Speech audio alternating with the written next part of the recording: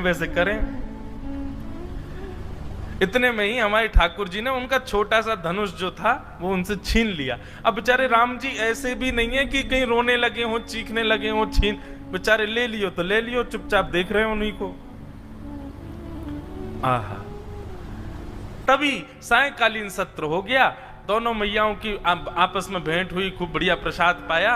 अब मैया बोली, कौशल्या मैया, चलो बहन अब मैं चलूं वापस, फिर कभी आऊंगी दोबारा, अब की बार आप आना साकेत।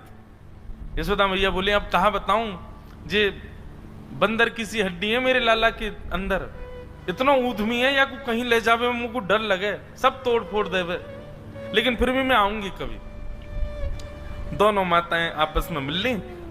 अब जैसे ही वापस जाने लगी यशोदा मैया, श्री कौशल्या मैया, दोनों बालक खेल रहे हैं और धनुष बाण हाथ में लिए कौन बैठे हैं? श्री ठाकुर जी। तो धनुष बाण देख करके कौशल्या मैया ने सोचा यही है राम जी, सोई हमारे गोपाल जी को गोद में उठा लिया और ठाकुर जी को लेकर के श्री कौशल्या मैया साकेत को जा रही हैं और राम जी रह गए वहीं गोलोक धाम में। दोनों बालक अदला बदली हो गए।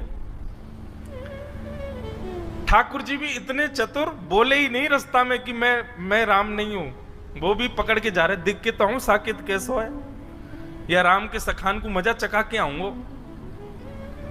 अब यहां राम जी भी बेचारे चुपचाप बैठे, ना रो रहे हैं ना बोल रहे हैं कि मेरी मैया चली गई है। यशोदा मैया गोद में लेकर के घूम रही हैं। अब दोनों माताओं की स्थिति कैसी है?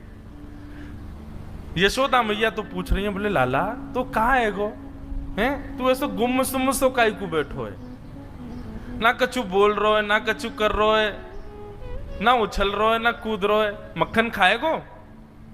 अब राम जी बेचारे बोले, गर्दन काय को हिला रो है, बोले चोना है, हमको नहीं खाना है। जी कौन सी भाषा लाला? तू तो ब्रज भाषा बोले, ये तेरी ब्रज भाषा तो है ना लाला, तू बोल का रो है?